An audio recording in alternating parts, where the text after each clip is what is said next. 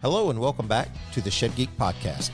Here's a message from our 2025 studio sponsor. Let's be real. Running a shed business today isn't just about building great sheds. The industry is changing fast. We're all feeling the squeeze, competing for fewer buyers while expectations keep climbing. And yet, I hear from many of you that you are still juggling spreadsheets, clunky software, or disconnected systems.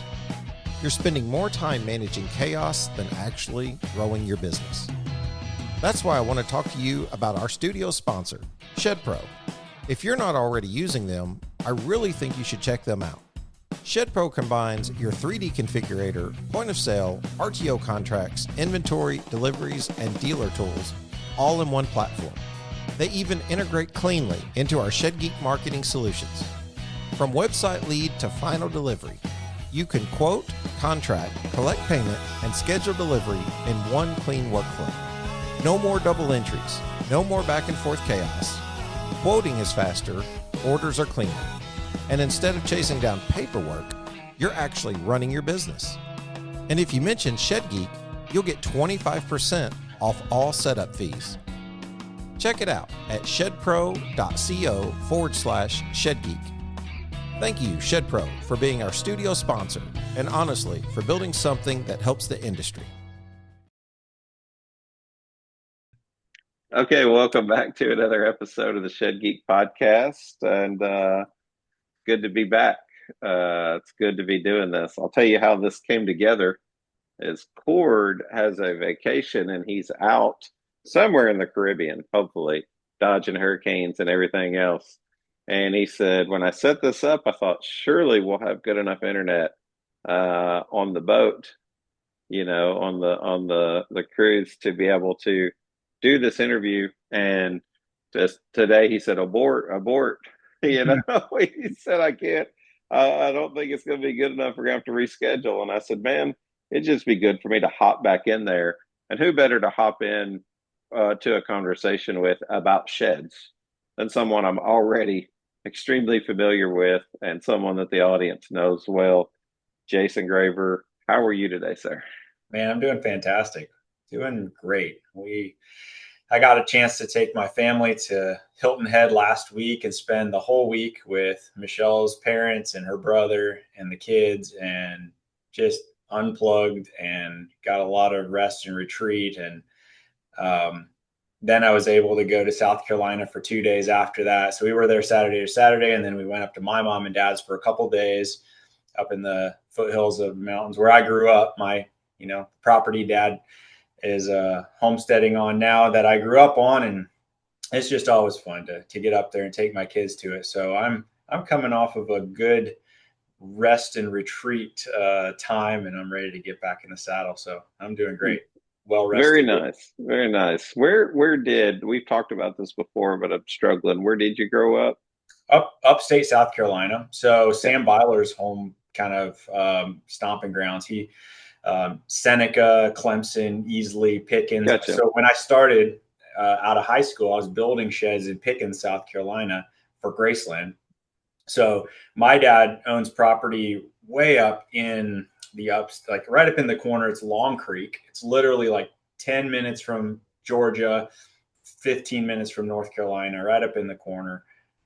So when I was working in Pickens, it was about a 50-minute drive from my house, dad's house, way up in the mountains over to Pickens to build sheds every day. And that was crazy. I can drive in my sleep. Probably drove it a million times. What year were you building in Pickens? That's a hard question. So I got married in 2010. We'll work backwards from that. And I was working there when I got married. So, and I think I pretty well came like out of high school, but in high school. So 2009, 2008, 2007, pretty much those years. And I think it was probably about 4 years that I built sheds, 3.5, 4 years. And then got married in 2010, and then started a little marketing agency in upstate South Carolina in 2010 and 11, and just completely failed. Like nobody knew what marketing was. I've told this story before, but just failed miserably. And then started waiting tables and went back into construction doing siding. And that's when I got the call from my uncle, great uncle, actually. He's like, hey, we're starting another shop in Florida. You want to go down to Florida and manage a shed shop? I was like, yeah, actually I do. That sounds great. Let's do it. So that was a great opportunity to just, reset, coming off of a failed business venture, reset, and even go deeper into the shed world. And that's really where I got a lot of the experience that I had beyond just building sheds of what does the shed company's operations look like. We've got dealers that create orders and send orders to corporate, and they process payments and send orders to shops. And so I was in charge of that shop and working with just no system, like, getting faxed work orders and getting hand-drawn floor plans from dealers. And like, okay, that's where all the inspiration from Shed Suite really came from. It's like, we got to fix this. So yeah, that was kind of how I got into all of it. But building sheds was a great experience, man. I mean, and back then, you know how it worked. You got a commission and you're just, hammer or nail gun, chop saw, just cranking them out, man. Me and Nate Shetler, we were a team there in Pickens, South Carolina. We could build about almost three 10x16 lofted barns a day. It's just Nice. It was pretty. There's something to be said about, growing up into it, before even creating the software. Because one of the things I wrote down here is, about programming and being a programmer and what it looks like. And maybe we can just have like a bigger conversation, about just a bigger conversation about the tech space kind of in sheds. I thought maybe we could go down that road, but me and you have that in common. I think we discussed that before, our start at Graceland. And I started in purchasing, and I can remember doing purchasing for the Pickens plant. Really? But I think he would have been gone by then. Okay. There was, I don't know, like 13 plants or something. I hope I'm not giving away too much. Forgive me. Graceland, this is at the time. I think they've grown since then. So it's only gotten bigger for them since I left. So obviously I didn't hurt them too much when I left. But I remember that, and it's kind of cool because I've gotten to meet some of the folks that, probably 10, 12 years ago I talked to, and then we just kind of like fell out, not like anything bad, just kind of like I ended up doing some ministry work and things like that before coming back into it and went into the shed sales side. And that's where things really began to blossom for me. But let's jump in there. Maybe like we kind of talked about history. I mean, most everybody knows, I would think who Shed Suite is or kind of what Shed Suite does. But give us the 2 to 3 minute commercial of like what you tell people in the industry if they haven't found you. Yeah. So, I mean, our elevator pitch, short and sweet, is we help shed companies create and manage customer orders. That's very simple, basic. Shed Suite is a business operating system in a lot of ways. And our vision is to be the operating system of the shed industry. Think kind of like Windows for your computers or Mac. We want shed businesses to be able to come to Shed Suite, get the software they need to manage their inventory, create customer orders, track all of their dealers and pricing, and have kind of a business operating system, a business in a box, if you will. So, we're on our way. Shed Suite's not done yet. We've got another 5-year plan to get there. But yeah, it's a software that centralizes your data and it helps you create and manage all your customer orders in one spot. But yeah, I mean, I do want to talk about it. And even before we jumped on here, we talked a little bit about, my desire to really empower people that have somewhat of a similar idea in this position that I'm in. I've been thinking about it a lot, over the last year or two, is like, God's blessed me with the business that he's given me. Why? What's the purpose? Well, I think it's the purpose is so that I can help shed companies thrive. That's number one. But I think there's another purpose there, and that's you have a testimony in everything you do, right? Everything that you do that can be used as a testimony. And I think mine is, I'm a non-technical software CEO. Like, how do you do this, right? I mean, how can I bring that experience over the last 8 years of starting a software company and scaling a software company, not knowing how to write a single line of code? I'm not a programmer. And I think that can be really inspirational, and I can teach people, kind of even how I did it. And like, it's more and more relevant every single day. Like, technology is not going anywhere. Software is even more important today than it was 8 years ago. It's going to continue to be more important. I think in the next 10 years, every business will be a technology company in some way. Like, shed companies aren't going to be writing software, but they're going to be technical companies. You're going to have technology in your companies, and you need to know how to use it. And so for me, the ability to, I've been talking to Shannon, like, just for me to, like, how do I kind of inspire and help and encourage people that could be in my shoes now, like I was 8 years ago, working a job in the shed industry or not in the shed industry, and you have this idea. There's a problem here. I think that this problem could be solved with an app or a software. I wish I could build it, but I can't, because, I'm not technical. Well, I can tell you can. And a lot of just trial and error. There's a lot of, like, school of hard knocks that happen. But it's a curiosity that you have to have, but it's very possible. And I think for me, I want to kind of lean into that over the next 6 to 12 months, is like, if there's somebody out there that has an app idea, that has a problem that they're close to, that they can solve. And I'll put this in here. Most of the best software solutions that have been created over time have come from somebody solving their own problem. That's usually where they come from. When you go out and you're like, hey, I think I can make millions of dollars, building this piece of software, probably not going to work. It hardly ever does. But what really, really tends to work is somebody saying, I've got a problem. I think I could solve this problem with software, and then turn that into a product, or just, become a consulting person on that. But I think, I've been challenged with that. And I think that's where, over the next 6 to 12 months, I'd love to really help people, if that's where they are, be able to pour into people. And, I'm not there, but I'm learning, and there's a lot of water under the bridge from when we started in 2017. And, we're still scaling, but there's a lot of stuff that I wished I would have known. If somebody would have just told me, hey, watch out for this, or if you could do it this way, could have saved me a lot of time.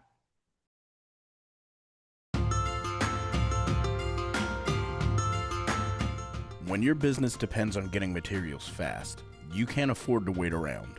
At Three Oaks Trading Company, we get it. Your production schedule moves fast, and so do we. From studs, SPF, and SYP, to all your panels, siding, and flooring. Square edge or tongue and groove, OSB or plywood, we're stocked, ready, and delivering across the U.S., often in just 3 to 5 business days. Our team specializes in serving shed builders and manufacturers, providing the products you need when you need them. Because your next build shouldn't be waiting on a delivery truck. So if you're ready for reliable service, quick turnaround, and a partner who understands your business, reach out to Three Oaks Trading Company today. Call 833-214-1723 or visit threeoakstradingco.com to get started. Three Oaks Trading Company. Fast, dependable, built for builders.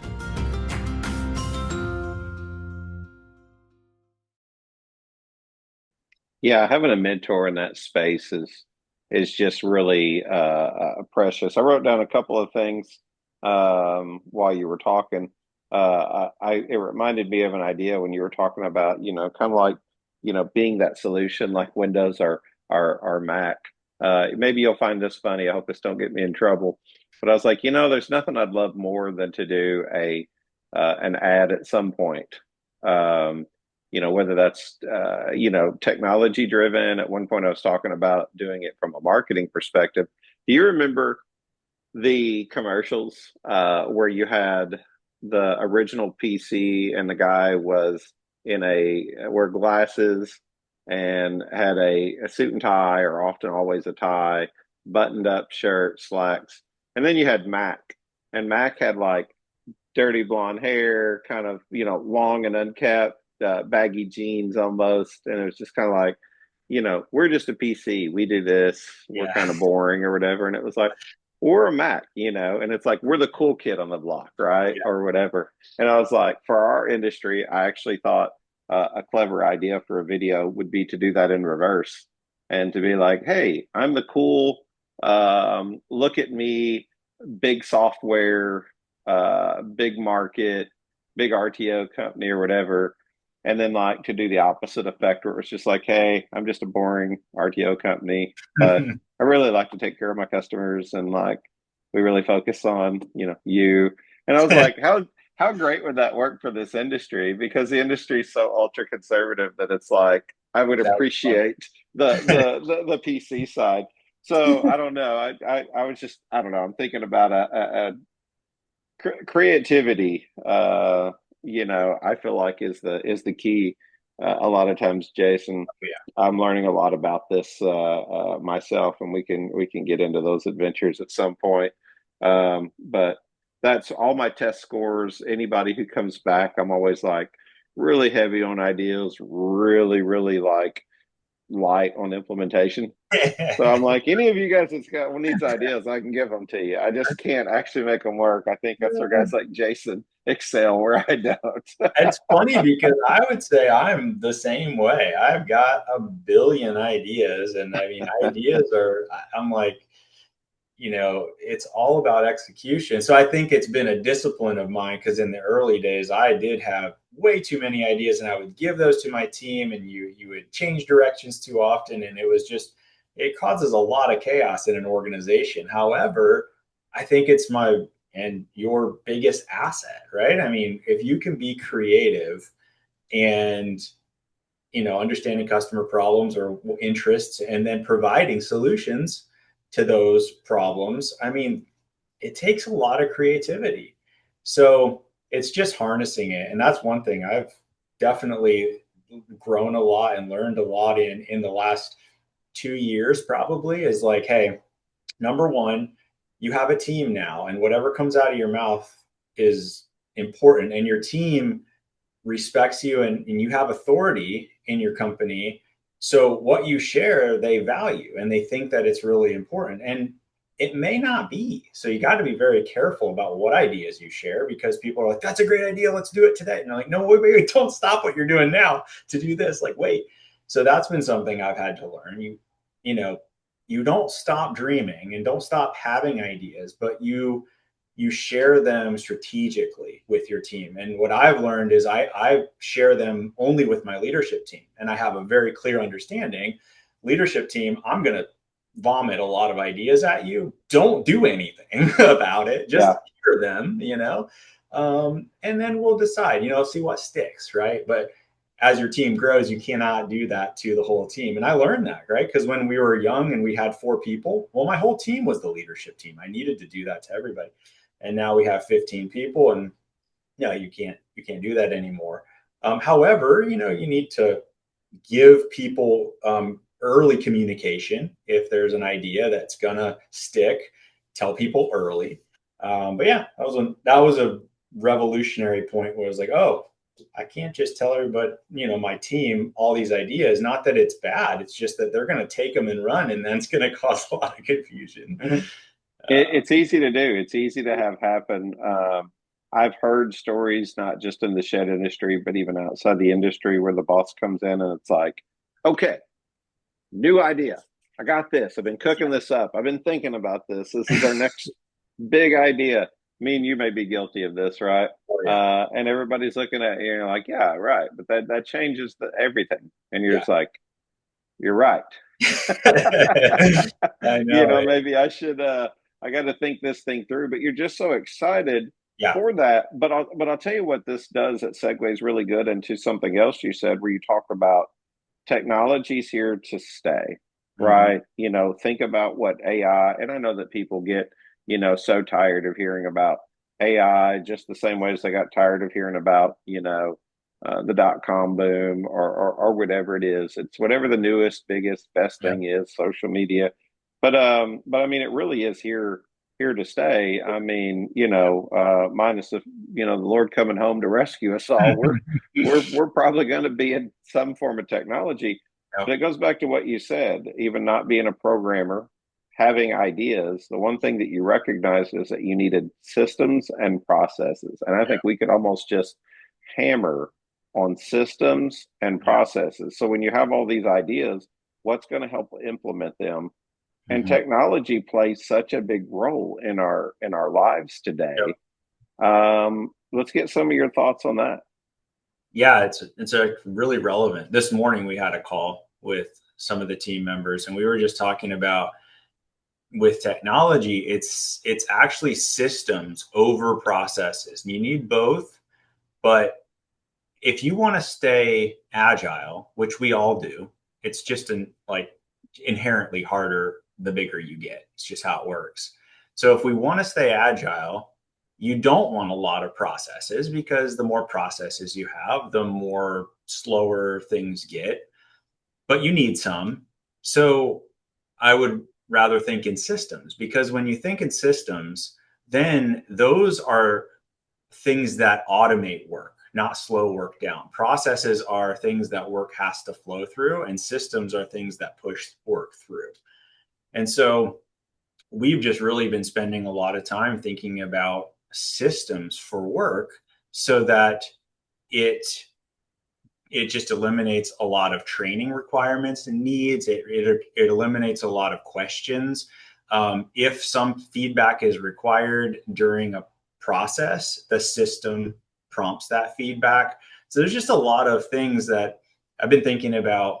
As a software company, we have the luxury to use software, and even build our own software um, for our own, needs. And it's really interesting, because you can get caught up in that too. And it's like, oh, well, we're building all of our own internal processes, and we're not delivering any value to the customer. There's got to be a balance there. Like, the customer is the most important. But think about it this way: if I build a system that saves me 2 hours a week, and that pays forever in perpetuity, I just saved, hours and hours and hours of time. So the compound effect is huge. So we dedicate a portion of our energy, of our time, about 10%, to build systems. Because if we do that, that's going to pay off long term.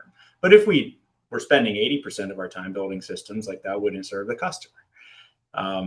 So yeah, I think, technology now is just going to allow us to build these systems so much better, so much faster. And that brings us back to creative thinking, right? Because you can build a system, but to what end, right? You're trying to solve a problem. Most of the time, it's like, I've got this objective, I need this thing to happen. And until I define that really well, I know what this process is, I can't build a system around it. So where a lot of people fail is they try to automate a thing before they do the thing. And they're like, well, you don't even know what works, right? So I tell my team, and I tell everybody, it's like, do it the hard way first. Like, do it manually. Like, use a spreadsheet, whatever, I don't care. Track it on paper, whatever it takes. Do it the hard way, and then figure out how you can automate it. Because if you try to automate it or build systems around it first, you don't know what you're trying to accomplish. So that's been something that's just like a principle that we live by. It's like, you know, do it the Well, hard way. with the advent of AI, even like the amount of work it takes off, you said, hey, I'm a software company, but I'm not a programmer. I don't write code. Yeah. Uh, excuse me. It's unnecessary in the middle of the day. Um, You but need what I'm having. I'm Energy. over here drinking water. I think I'm crashing out from all the sugar I've been eating. But no, I'm thinking about like AI, and like someone the other day was showing me like, hey, I've never built a website in my life, but take a look at Yeah. this website I just built on AI, and it was just like, wow, that Yeah. actually looks really good. And then of course the bigger conversation starts coming in is like, how SEO friendly is this? Right. Like, can you, is it? And it's like next thing you know, you can prompt it to ask it questions about, indexing, and there's just really no end Right. to the fact that we have information available. We're just finding a place, or I've heard someone say this recently. It was no telling where, but it said we have more information available to us at our fingertips than at any point in history, and we might be the dumbest we've ever been. Hmm. So that sounds like a harsh comment or whatever, but you know, the question really is like, why and how are we not using that technology, the information that is available at our fingertip? Hmm. How and why are we not using it better? Running a business can feel like trying to balance a dozen plates, except none of them are actually plates, and one of them's on fire. Enter Newfound Solutions. Think of us like your business BFF, always ready to lend a hand with whatever you need. Have you always wanted to start your own rent-to-own company but don't quite know where to start? RTO Partners is here to help. Overwhelmed by all the moving pieces in running your own rent-to-own program? RTO Smart is a software that encompasses everything you need on one platform. Or leave the rent-to-own up to us and focus on what's more important to you. Newfound Rentals has you covered with traditional rent-to-own options for your customers. Shed Connect understands the complexity of the digital marketplace. We take the hassle out of online sales. And unlock the full potential of your brand with Co-Creative. We'll make your brand look so good, your audience won't be able to look away. Newfound Solutions, 5 powerful sub-brands helping you succeed across every aspect of your business. Visit newfoundsolutions.com today and let us do the balancing so you don't have to. Yeah. I think it's being creative enough and using it correctly. And I think it's just so new that we don't really know how to use it yet. We're used to Google and search engines and the internet and published content that we go consume. It's there. I'm talking specifically about AI right now, but like, we're used to, going to Google and searching something and then going through articles and, figuring it out. That is research. And that's kind of figuring out, like, that's consuming content in a way. And that's how we're using AI right now. And it's just like the tip of the iceberg. It's not even really what AI is the best at, I would argue. I would say that's true. It's not what it's best at. It's really good at it, but it's so good at so many other things that's just, cool. But the way I've been thinking about AI and the way that I'm leveraging it is I think about AI as my thought partner. So when I have a complex problem that I'm trying to solve, what would you normally do? You would find somebody to talk to about it. Like, well, I'm thinking about this problem that we have. Let's talk through this. Well, now you have access to that person through ChatGPT. Just go do that. And the first prompt can just be like, hey, identify yourself, what your role is, what the business problem that you're thinking about. And then you give the prompt to the ChatGPT, the AI, the directive of, I want you to act as my thought partner, and I want you to think this through with me. And I want you to ask me questions that would prompt me to think deeper about this thing. And you just start going at it. Like, it's literally just a thought partner experiment. And I've used this to get better and more knowledge about so many things. And one that I'm working on right now is material resource planning. So this is an age-old problem. It's been solved and is being solved by, billion-dollar companies. So how do you make it work for shed companies, and how, and really like at its basic, functionality, what is material resource planning and how does it work? And how do SAP and Oracle and other companies, how do they do it? And I've just gotten so many great results from using just ChatGPT or Claude or Anthropic or whatever, as a thought partner, and just saying, okay, I want to build this for my company, and I want you to ask me questions, and I want you to kind of act as like a material resource planning expert. And I want you to, help me understand this at a deeper level. And that I think is something that people just aren't doing as much. I don't see people doing that as much as using it as a search engine. And once we start doing that, that's a step closer to using it to its full potential. And then you're going to pretty soon see other uses. And to be perfectly honest, I don't even think I don't know what it's capable of, and even like how to use it, because it requires a paradigm shift. It's almost like the internet when it came along. It's like, email, we don't need email. What's that? Until you understand what it's capable of, you don't really know how to use it. And that's where most of us are. But I read a really good book called The AI Driven Leader, and that's what its premise was: use AI as a thought partner. And that's a great way to level up. I think the best advice I got was kind of goes along with what you're saying, which was like, we're using AI wrong. You've got to prompt it to ask it what the best questions are to ask it, as opposed to like coming up with your own questions. Ask it, what are the best questions I could ask you if I'm looking to build a website? And then ask those questions. And then all I do is like afterwards say, okay, now elaborate on that and tell me what are the things that I would need. Do I need to build something custom coded, or do I need to build something like, what's going to give me the best opportunity? Should I just use a known web hosting site, or whatever? Just all the details.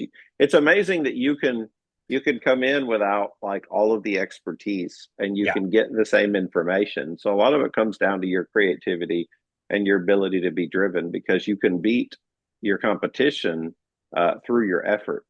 It doesn't always have to be your skill. It doesn't always have to be your finances. Like, there are things that you can do to maintain a competitive advantage for quite some time.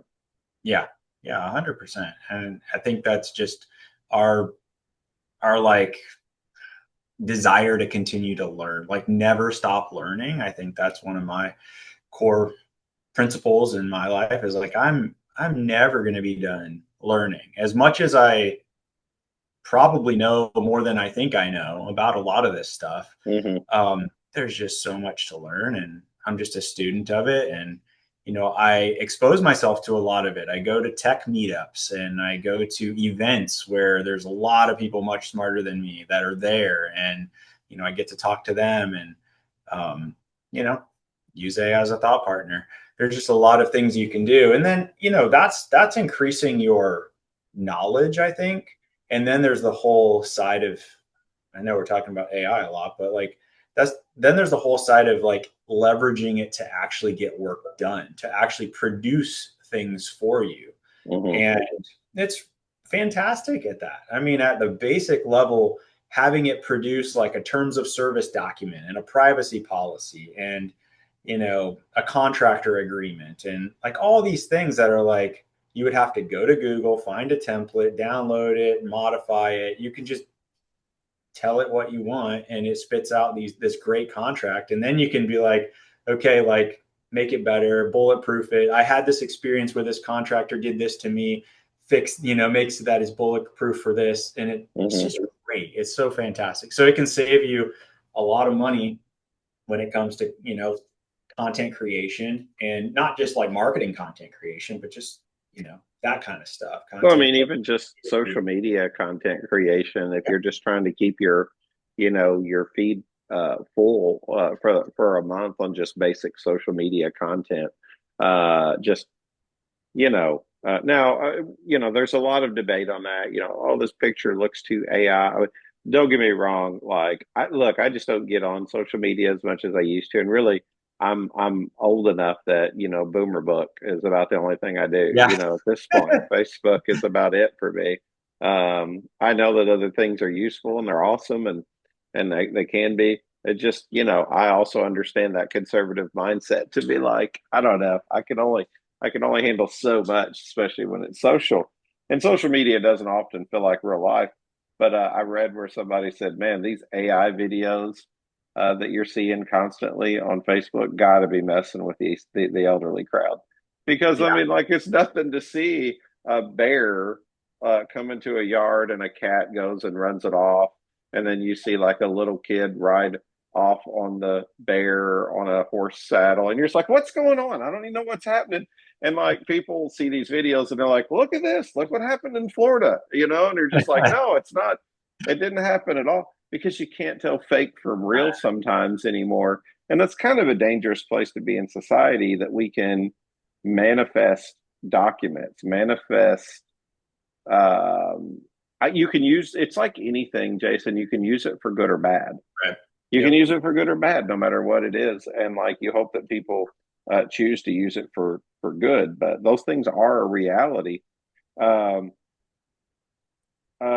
wow, we just got into a quick AI commercial, We did. like basically, but there's a couple other things I wrote down that you said early on, and maybe we can talk about that. It's very matter of fact. I want to make sure to get in here before we forget new things that are happening over at Shed Suite. So I don't want to forget that. I want to make sure that we allow time for that. You're an advertiser with us and a resource in the industry, and we just appreciate that. I want to make sure that we, can show as much love as we can. But you used this term earlier. You said sometimes it's easy to get too close Mm. to the industry when you work in it. I've noticed that a lot whenever I listen to salespeople talk. Like you understand the industry, the players in the industry, Yeah. or the big companies in the industry, and that comes with its own set of um, oh, I don't know. It creates its own identity that may make you say, "Well, I could never compete with those guys," or "I could never do," or whatever it is. But talk about being too close to the industry and not really being able to take an outside in look at it. What does that mean to you right now in 2025, almost 2026, Jason, already? And this will probably come out in 2026 or close to it. It'll come out probably in December or something. Yeah, I haven't really thought too much about that. I mean, I think when I was mentioning like being really close to the work or the problem that you're trying to solve, sometimes you don't realize how much you know or how much you assume, I guess, is kind of what Mm. that's where I'm learning. Like, we see it when we're trying to develop a new feature for a certain subset of users. Like, for instance, like developing a dashboard for dispatchers. Well, I've been in the industry for so long and I know so much that it's almost not advantageous. Like, it's so interesting to think about. You think about, oh, the domain expert, that is the most valuable person, but it's actually not the case in a lot of ways, which is like a paradigm shift, because you're like, oh, I thought, that's the advantage that you have. You're a domain expert. You've been around it a long time. But then I bring in a brand like person like Victoria, my user experience designer, and Galia, my UI designer, and they have no idea. I mean, they've been working with me for a while, but like the shed industry in general, they don't really know. So they start asking these users questions around, what's your job? What's your biggest pain points? Like, how do you go about scheduling these orders and all this stuff? And I'm like, oh my goodness, I'm way too close to this problem. Like, I never even considered that. And I wouldn't have even asked that question. And it's what's interesting is that's like another reason why it's a myth to think I don't know enough, I'm not technical enough to solve this problem. You just need to be curious enough, right? and then be able to learn the hard skills that's required to like actually build the software. But like, that was a revelation for me. It's like, you know what? Domain experts are great. And I value my experience that I've had in the industry. And I think it does have a lot of value. But when I can see a really skilled user experience designer person come in and be extremely effective by asking the right questions to a user that they're building a solution for, like, that's actually really encouraging, because they don't have 10 years experience in the shed industry. They just got really good at understanding, asking good questions, interviewing customers, and compiling user requirements, and then designing a software around it. You can learn that. That's a skill. That's not experience that you can't get. That's a skill that you can learn. So I know that didn't answer your question, but that's kind of what I was talking about when I was like, I found that I was too close to the problem sometimes. And to be frank, like, I'm close to the industry. Yeah, I know a lot of players. I know a lot of the people, but I don't really spend a lot of time there necessarily. I'm a product driven guy. I love product. What I do like to do is talk to customers, people in the industry, about their vision and plans for the future. And I want to hear what they think is going to happen in the future. And I'm really close to looking at I think this is really relevant. Like, how is the carport industry and the steel frame building industry in the shed industry going to shift over the next couple of years? And it's really interesting. I don't have all the answers. I'm just interested to look at it because I think it's gonna change. In the past, business was done a certain way. Shed dealers sold carports. And now I'm just seeing a lot of shed companies saying, well, why don't we sell carports at the brand level? And this is going to disrupt a lot of things. Like, what's this going to do? Well, it's kind of like I'm seeing it play out almost exactly like rent to own played out like 10 years, not 10 years ago, but like 5 or 6 years ago, where, and that's before my time, but even 10 years before my time, people tell me, rent to own came about by rental companies going to the dealer and say, hey, let me offer you another solution to sell more buildings, right? This is another payment option that you can give to your customers. It was a great service, fantastic. Now the dealer can say, hey, I can sell you this building for cash today, or I can sell it to you on rent to own. And that's how rent to own came about. It's how it got into the industry, but it started at that dealer level. And then we saw maturity of the industry over time, and rent to own companies started going to the brand level and working those partnerships because they're more valuable. They're like, hey, let's work with. So I think that's kind of what I'm seeing in the carport industry too. I'm seeing that, the way we used to do things is, dealers sold carports. Am I seeing it happen again, with carports that I saw with rent to own? It seems like it. I don't know for sure, but it kind of seems like it. So those are fascinating things I like to look at. I got a big day tomorrow. I have a fully finished 18 by 40 cabin that's going to require 2 to 3 mules to get it delivered.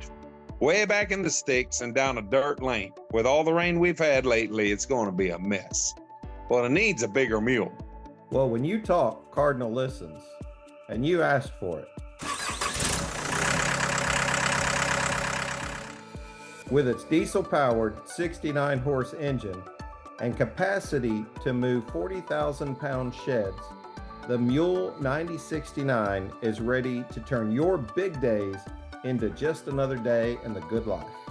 Ah, that's right. You're talking about the one they had up in Michigan at the shed show. That monster mule, that thing was awesome. That's right. It's the one you've seen at all the shed hauler barbecues. Man, yeah, there's nothing like a little diesel donkey to make my day go so much better. The manufacturers, that are getting into the carport side because they have such a large dealer network that they can provide them with a solution and then also be in control of the customer experience, the pricing, the delivery. The fact that, you're all of a sudden building so many sheds, you buy a roll former to start producing your own metal because it becomes more financially effective than ordering your metal. And it's like, well, what are we going to do with this roll former? Guess what? We're going to sell metal to other people in the industry. Or, and like that the hard thing, is to separate the industry is so connected, but through relationship. But then there's also this side where it's like you can call up your buddy and say, where'd you get that roll former? What'd you pay for it? How much has it helped you? What's it look like on your bottom line? Hey, we're thinking about doing that. And all of a sudden you're in the carport business because you say, hey, shed sales have been kind of in a slump. So we started this other thing over here. So I agree with you. The matter of fact, I'm gonna take that time to do a quick little commercial for myself. I get to solicit just because we do the show, but that's something that I've considered through our consultation efforts. Even creating a revenue stream with mergers and acquisitions. I've had quite a few companies call me over the years, even some RTO portfolios, go up for sale and say, hey, do you have any connections? I've gotten a lot of people say, hey, would you like to, help be a connector? Because that's what you do and you get paid for it. And I'm like, yeah, I'd love to. Well, it's hard to turn down those opportunities. I mean, I try to hear from the Lord on them, obviously. And I think there for a couple of years, I kind of got lost, in the opportunity. And I've kind of come back full circle post, our marketing experience to kind of say, well, who am I? And like, what do I want to do? And most importantly, like, Lord, what do you want from me? Like, 'cause sometimes it's easy to forget that part when you're in the thralls of business every day. But I'll tell you what, like, we've already been able to help be a liaison or a broker to some extent to help make some connections for a couple companies. And I've been talking about this for a year or two now, just based off of what I'm hearing, is I think that you are going to see more mergers and acquisitions, which kind of leads me to my next question. When we think about the fragmentation of the industry overall, Jason, from a tech perspective, is that like we talked about rent own, right? We talked about how it matured and like it was a service based situation initially. And now, like, look, it's so competitive. Yeah. It's so competitive in rent to own, in my opinion. Just my opinion. It's so competitive that it's like, what will you give away to get the business? I mean, I'm convinced that there's companies out there giving away their yield, to keep the business or to gain the business, and that's probably not true. And that's probably hypersensitive way of looking at it or whatever, but it feels that way because it's like, man, it's no longer just helping. I think Vance talked about this when he was on the show.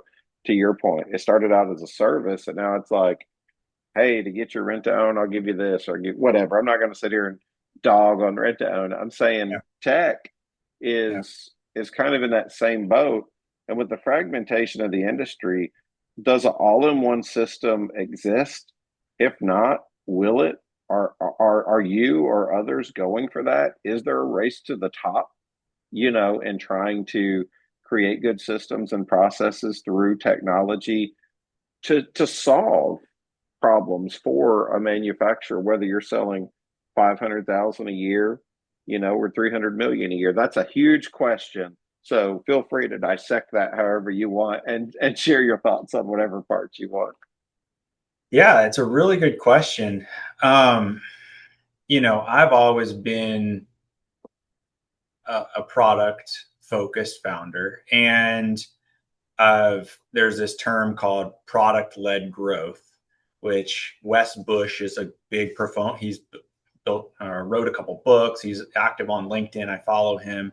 His whole coaching system is product led growth, PLG, and I believe in it a lot, especially in an industry, a small niche industry like, sheds. It's not small, but like it's very niche. Like our shed suite is for shed companies and carport companies, right? Small. the best product will always be relevant. Always. It doesn't matter, even how bad you do your marketing. You're just going to, if you have a good product, it's always going to be relevant. Is there room for multiple? Yeah, I think there are, because any industry is you just don't see like one or two solutions for an industry.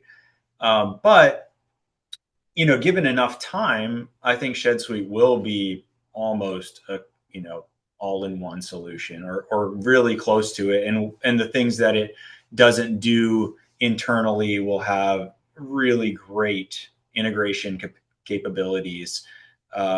So yeah, I think our vision is the more that we can help the shed company do, the better we serve them, and the more healthy we are, because the more solutions we give to the shed company, the more business we get from them. That's just the way it works. So yeah, to answer your question, I think that, I see that the industry, like the tech industry or software solutions, maturing. And you're going to continue to see like efforts of new players, like ideas that come on that want to do similar things. And I think there's absolutely room for it. I just think that the best products will always be relevant, and they'll just rise to the top when it comes to your options. And like anything else, there's usually like different priced and quality and type of products that people want. If you want a low cost option, that might actually work well for you and the type of business you have. And there's actually, business models inside the shed industry that we're really not targeting. We're not going after the dealers. And if there's a solution that is targeting dealers, that's fine. We want to really focus in on the brand, the manufacturer, the company that is responsible for the logo on the trucks. That's who we want to serve, and we want to serve them really well. And yeah, I think there's always going to be options. And when we go to the Shed Expo and we go anywhere, I encourage everybody to do your due diligence. Like you should do a demo with everybody. Talk to everybody. And I think as we go, the software solution itself, I tell my team this, like software isn't our moat anymore. Our moat is our ability to innovate.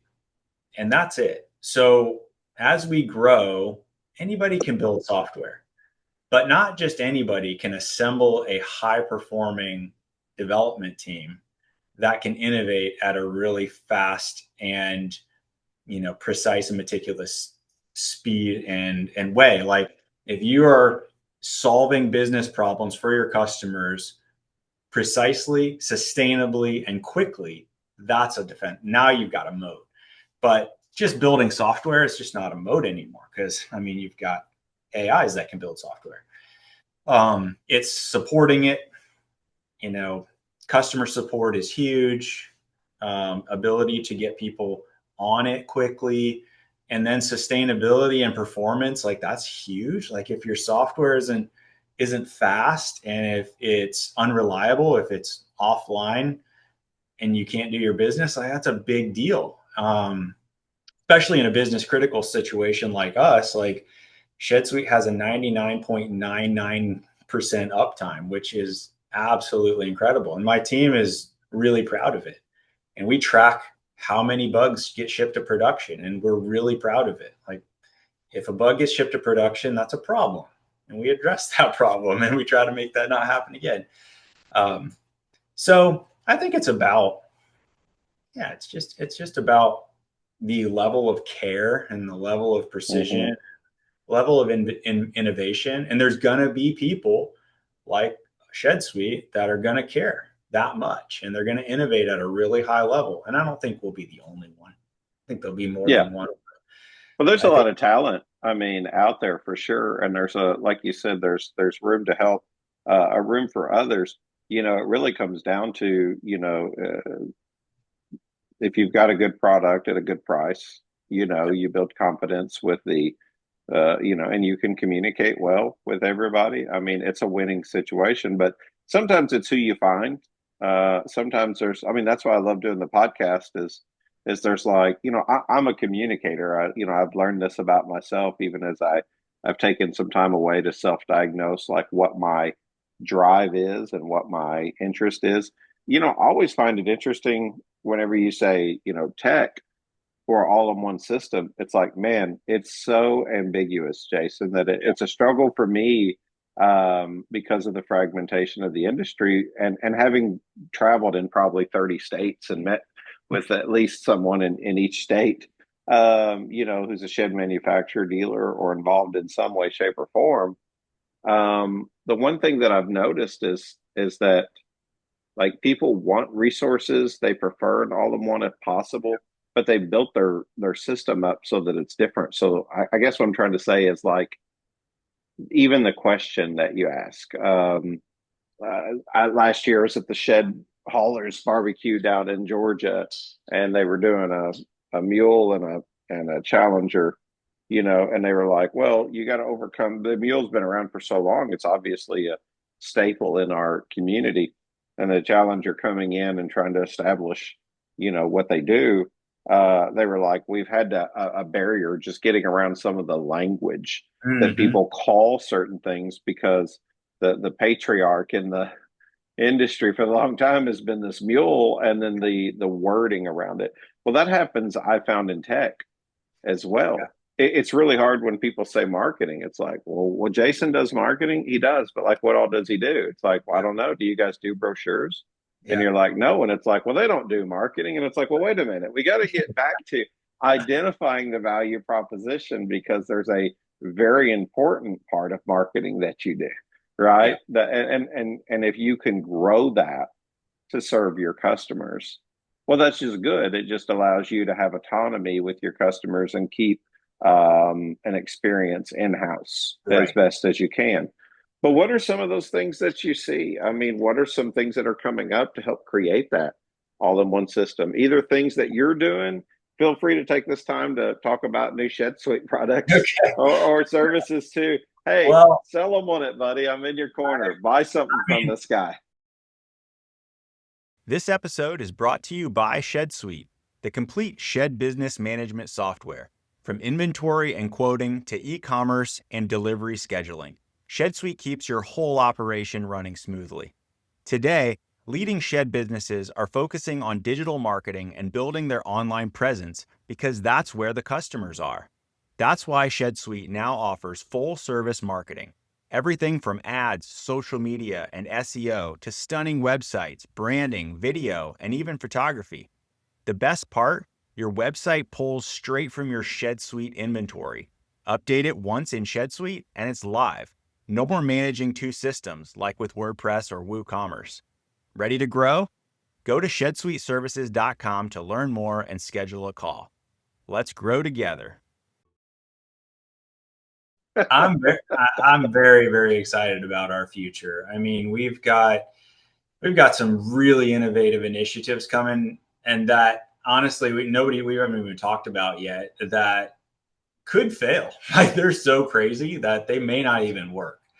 But one of them, I won't go into a lot of detail, but one of them is like a CAD system. We're literally going to create CAD for shed companies that you're going to be able to go in and set up and through parameter driven JSON, that's getting a little technical, but like being able to define your models at a parameter level, and then have a CAD system generate all your 3D assets, studs, floor joists, runners, and everything. And you be able to, and this is going to be a big component of our material resource planning tool that we're that we're developing now, is, one of the biggest pain points in the shed industry that we've not addressed yet is the ability to track costs, material and labor inside the shed suite and of the shed. We don't have the ability for you to point to a shed and say, this lofted barn that's got this serial number cost me this much money to make, and I'm selling it for this much money.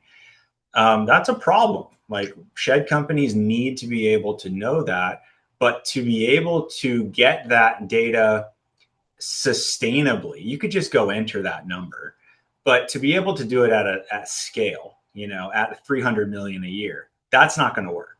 That's not sustainable.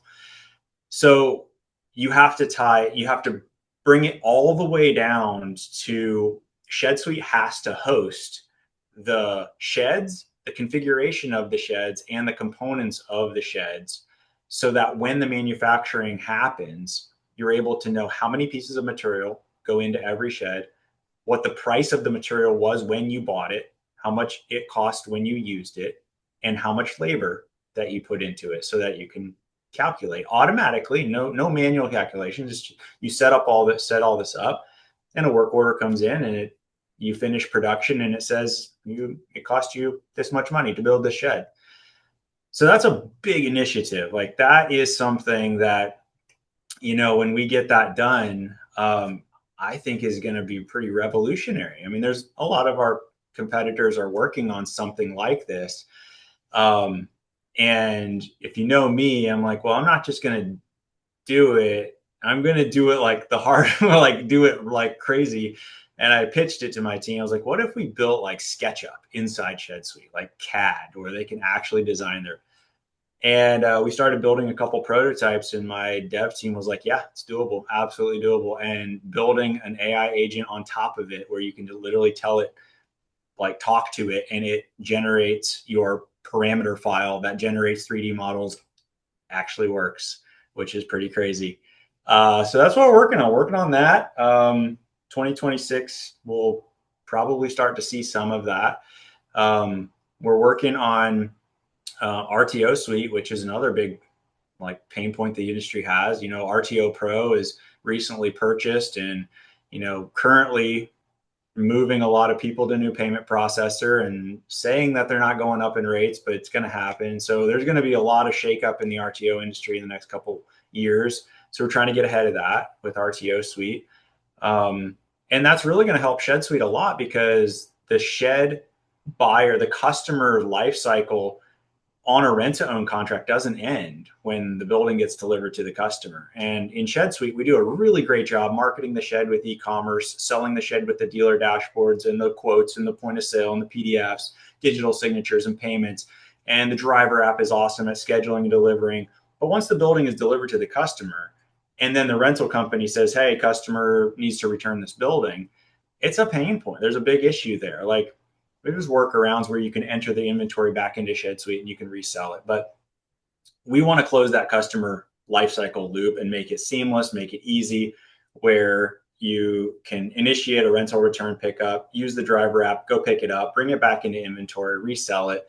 And we're creating all of this in a very open way. We're not trying to create it in a way that's like, oh, you can't use this feature unless you use RTO Suite. We're actually going to be building this functionality to use this functionality within Shed Suite on an open API. So the API that RTO Suite is going to use to create rental returns, track repost sales, it's all going to be done using an open API, which is really exciting, because now any rent-to-own contract management software, if they're cloud-based, if they're innovative, if they have an API, they'd be able to use it. And they'd be able to do the same thing as what RTO Suite's doing. So RTO Suite is a Shed Suite company, but it's not going to be, you have to use RTO Suite if you're going to use Shed Suite. You can use either or both. No, so let's make sure we clarify for those that are like deep in the weeds here on the name RTO Suite. This is not Shed Suite getting into the RTO space. Servicing the RTO clients through the POS that you already have in place. Correct. Yeah. So that's one of our core values, though. And that's what a lot of the trust that we have in the industry is based on, that core value that we are never going to compete with our customers. We're never going to be a shed company. We're never going to be a rent-to-own company. We always want to build software to support those industries and those companies. So yeah, Ren, thank you for that clarification. I mean, RTO Suite is designed to replace RTO Pro. It is a software to manage. Think of it as like a customer communication and asset tracking platform. Know where your sheds are, know what the performance of them are, bill your customers, collect money, and communicate with your customers, which I think is really awesome. And we have our like release scheduled for February 20th, I think. We want to do like our first release at our Shed Suite user conference here in Florida. I think it's February 20th. It might be February 21st, but check the calendar really quick. February 20th is a Friday. So we'll be doing that. Yeah. And then, we got a lot of cool stuff. We just launched an order map feature on the sales report, which is really fun. Now you can go to the sales report as an office admin, a sales rep, or a dealer, and you can run a sales report and then look at the map and you can see where all those orders are. So nice. You could say, yeah, show me all the orders that were off lot sales. And then the map will show you where they went. So you're like, oh, well, and you can start to see pockets of customers. This will really help you, with your marketing efforts and say, well, I'm selling a lot of buildings in this area. That seems like I should focus my marketing efforts there. It's like obviously working. Or you can see areas that you're not selling into and figure out why you're not. And maybe there's an opportunity there to put some marketing effort into that. So that's pretty exciting. And just overall, just trying to build more of an open system. And that you talked about, as a all-in-one platform. I don't think that's really a realistic expectation. It's so tough. It's so tough when you talk about RTO Suite earlier. I think 5 years ago, I was like, I wish I had the capacity or the ability, because if someone would build something that's an alternative to RTO Pro, like they're really going to do well. And maybe he was listening to the podcast. I'm gonna assume that he was, and I'm gonna say Carsalawi was listening. And it probably, I deserve no credit for it, I'm sure. But the reality is, they took it on and have been pushing it the last couple of years. Or a year or two or whatever, really amping it up. It seemed like this year at the NSRA. But, there's just opportunity there. And I remember hearing that RTO Pro got sold, here about 6-8 months ago. Somebody had mentioned it to me. And I thought, well, yeah, I mean, that's kind of going to what you said, it's going to increase the cost. And everybody over here has been kind of caught, red-handed with their hand in the cookie jar going, well, what do I do?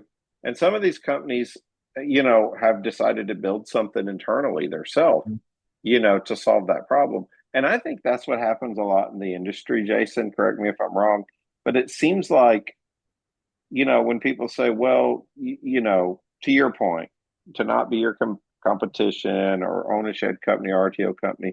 And I hear what you're saying, so I'm not criticizing here, but some people do kind of dabble into that world. And I think a lot of times it's because they're like, hey, I needed to build a solution for myself because one didn't exist.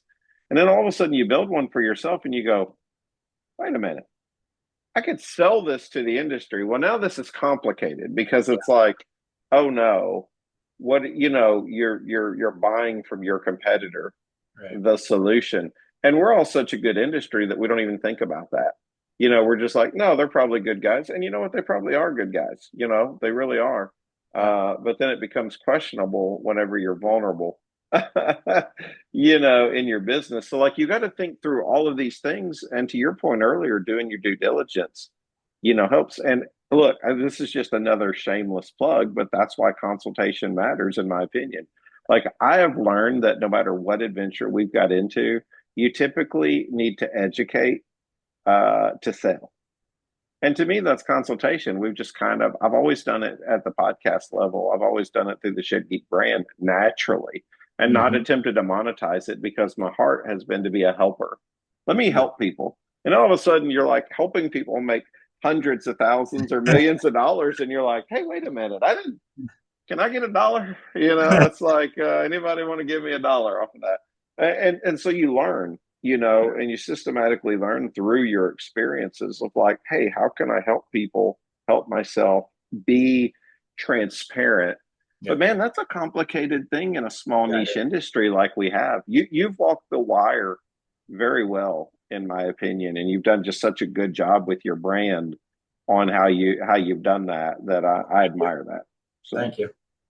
Yeah, I think that you have opportunity to do what you just said. If you have your own shed company or you have your own rent-own company and you build a solution and you can bring it to market, there is opportunity there. I mean, I'm biased, but I would just argue that it's just not as big of an opportunity as we would have, because we're unbiased and we want to serve the shed industry and the carport industry and the rent-own industry as a software company. And that trust is not bought, it's earned, and it takes a long time to earn it.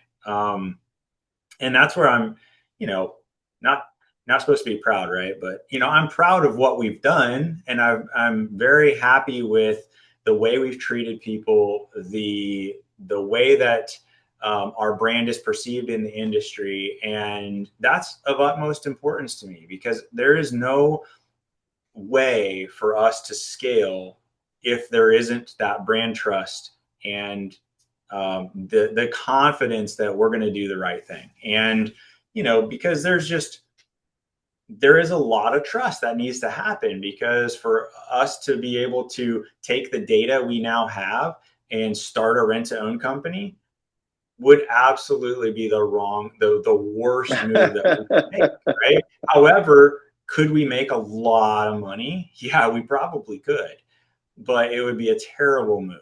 So we'll never. It's short-lived. It's often like, fast success is short-lived, and I've been making this, I think my last article in SBJ kind of said that. It was like, man, the pain points of success will teach you possibly far more than the pain points of failure. It is bewildering how, I hear people say, I want to stay in the middle. And I'm like, I get it. I totally get it, because too much failure, you feel just, like a failure. Too much success, you're just like, I'm overwhelmed. Like, I didn't plan for this. What do I do next? And like, everybody wants to say, I want good, slow, steady growth. And that really is the key, I think. So if you can serve everything, brother, an hour goes by faster than you can possibly like.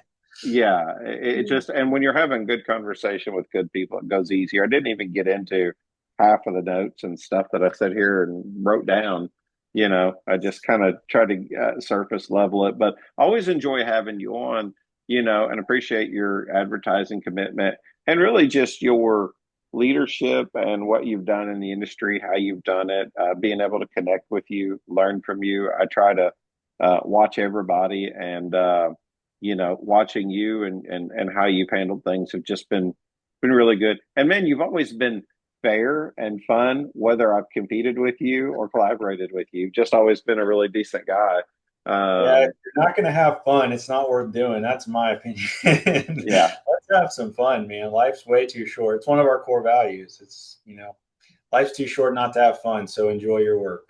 Have fun. That's right, man. I love it. I love it. Anything else you want to share? How do people get in touch with you? We've got a link in our newsletter. So for those of you guys who don't get our newsletter, just message me at info at shedgeek.com, or my wife, Deanna, DEANNA at shedgeek.com.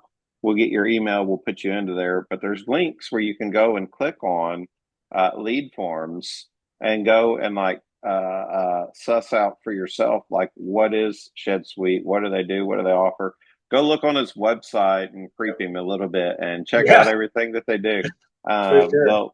They'll appreciate that, because it gives them a good, honest chance at winning your business. But what do you want to share? How do people reach you? What's the best way to get in touch with you? Yeah, I mean, obviously our website's a great place to get in touch with us. We have a direct, book a demo. We like to just, again, like you made a comment, sales is consultation. Like, we don't want to sell you something you don't need.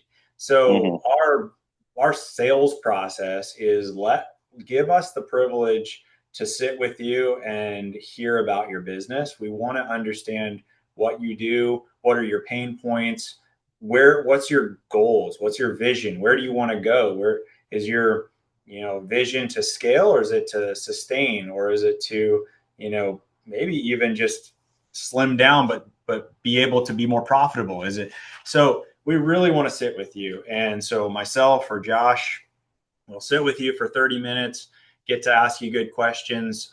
So website, book a demo. You can obviously give us a call, but we've got a chat widget on the website. You can chat with us as well.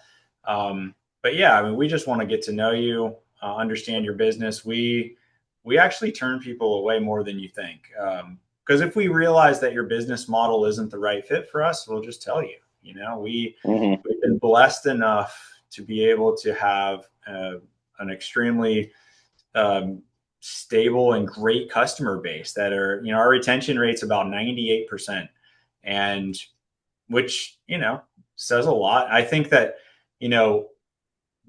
revenue numbers are kind of, that can be vanity in a lot of ways. It's like, what I like to look at is, what is your retention rate and what is your net promoter score? And we track those two things very closely. We ask our customers in the app, how happy are you with us? What can we do better?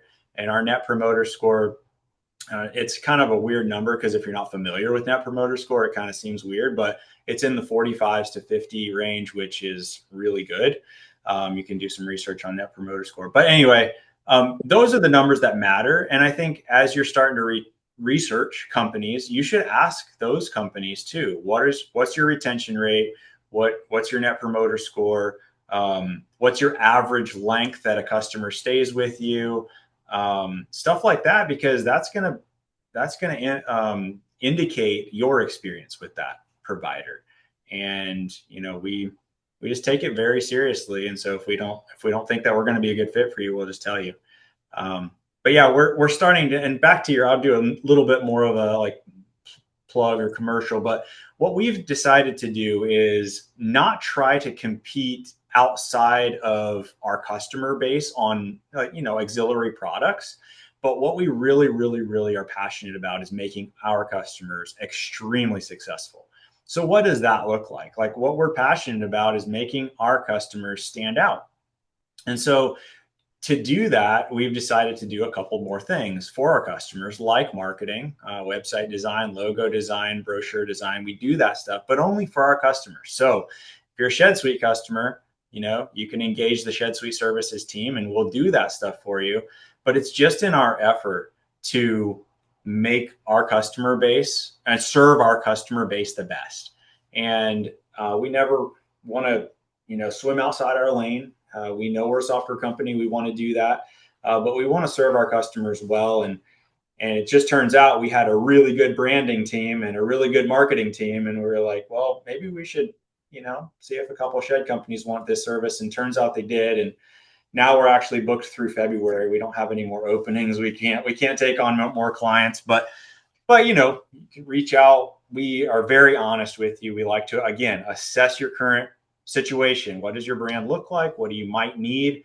And be very honest with you. And you might just need one thing or two things, or you might need everything, but we'll tell you.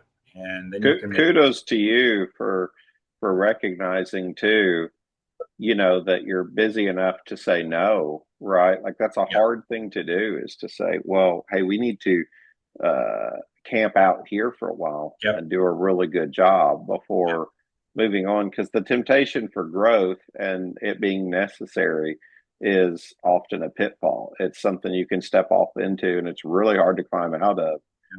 Overpromise, underdeliver, those kind of things. So good for you to recognize that, because not everybody will do that. It was hard for me when I was selling sheds. I was just like, yeah, that hauler can get that building in there. It took me a while to learn that lesson, because I was just like, well, you just wanted the sale. You were just going for the sale so hard that you wanted everything to be able to work. But sometimes you have to take a step back and say, whoa, that's a 6-foot gate to an 8-foot building. Unless you're willing to pay for a crane or something. might not get in there, but kudos to you for that. I just always appreciated you, enjoyed talking to you at the expo. I certainly enjoy talking to you more. Wish you obviously nothing but the best. We need to do this again. We need to get you on here a couple of times a year just for relevancy's sake and to know what's new and what's going on, but just the reality that you're a good conversationalist. And I do think people enjoy listening to your thoughts on things. I hope so. And I mean, if anybody out there is like in the situation that I mentioned earlier in the show, where you have this idea for an app, you're pretty close to a problem and you're like, man, I wish I could do this, reach out. You can find me on LinkedIn, or I've got a personal website, jasongraber.com. You can go over there and find my cell phone number. Text me. I'd love to talk to you. Like, just to give you pointers. Like, there's so many things that I've learned along the way that if I can just save you a little bit or kind of point you in the right direction, I wish somebody would have done that for me. So I'm happy to do that for you. If you have an app idea, reach out. I'd love to kind of point you in the right direction. There's some pretty cool tools you can use today that I can give you some pointers on. So excellent. Can't think of a better guy to recommend for it. Jason, I appreciate you so much. We've got some Florida-like weather ourselves here in Southern Illinois today, so I'm going to take advantage of it here soon. Wish you absolutely nothing but the best, and always appreciate your kindness and consideration. ShedSuite.com. If people want to know, go to our newsletter, click on the link, and you'll see more about it. Mm-hmm. Thanks for having me, man. All right. Thanks, Jason. Thanks again, ShedPro, for being the Shed Geeks studio sponsor for 2025. If you need any more information about ShedPro or about ShedGeek, just reach out. You can reach us by email at info@shedgeek.com, or just go to our website, www.shedgeek.com, and submit a form with your information, and we'll be in contact right away. Thank you again for listening, as always, to today's episode of the Shed Geek Podcast. Thank you and have a blessed day.